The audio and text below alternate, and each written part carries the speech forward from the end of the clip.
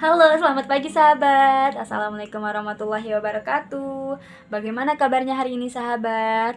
Alhamdulillah, tetap semangat dan terus belajar. Seperti biasa, kembali lagi dengan saya Dini Astuti. Di sini saya akan memenuhi tugas video kedua mengenai program kebimbaan. Untuk pertanyaan yang pertama yaitu mengenai dasar hukum dalam menerapkan metode bimba. Dasar hukumnya itu ada dua. Yang pertama adalah hak anak dan yang kedua adalah teori belajar dalam psikologi pendidikan. Nah, kalau misalnya hak anak ini tertuang dalam Konvensi Hak-Hak Anak PBB tahun 1989 dan Undang-Undang Republik Indonesia Nomor 23 tahun 2002 tentang perlindungan anak. Nah, fitrahnya anak ini sebagai pembelajar. Agar anak menjadi pembelajar, caranya dengan membimbakan melalui metode bimba. Salah satu hak anak ini yaitu bermain dan juga belajar. Lalu, dalam teori belajar psikologi pendidikan yaitu teori behavioristik yang digagas oleh Edward Lee Thorndike pada tahun 1930 yaitu SR Bond Theory. Isinya itu mengenai the law of effect, the law of exercise, dan juga the law of readiness yang nantinya akan menumbuhkan minat kuadrat. Lalu yang kedua yaitu mengenai bermain sambil belajar. Nah, bermain sambil belajar ini merupakan kegiatan yang dilakukan sepenuhnya bermain. Bermain di bimba A, I, U, E, O yaitu melakukan permainan yang konstruktif atau bertahap dan juga edukatif, ada kurikulumnya. Nah, seperti bermain apa saja? Bermain menggunakan lagu bimba atau la bimba, lalu bahasa bimba, dan juga modul bimba. Lalu pertanyaan yang ketiga mengenai metode bimba. Metode bimba itu ada berapa sih?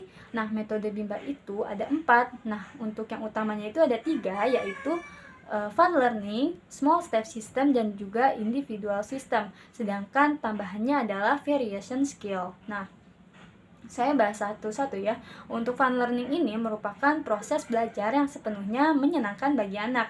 Nah, kalau small step system merupakan proses belajar yang dilakukan secara bertahap, kegiatan yang diberikan sesuai dengan kemauan dan juga kemampuan masing-masing anak. Lalu untuk individual system ini merupakan proses belajar yang berpusat pada anak sebagai subjek.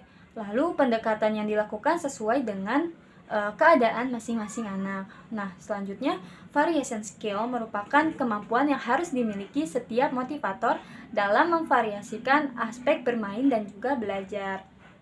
Lalu pertanyaan yang keempat yaitu hubungan antara fun learning dengan bahagia. Nah, kira-kira hubungannya apa sih? Nah, hubungannya fun learning ini kan merupakan pelaksanaan pendidikan yang sepenuhnya menyenangkan bagi anak. Sedangkan bahagia merupakan keadaan atau perasaan di mana kita merasakan nyaman, senang, dan juga tentram.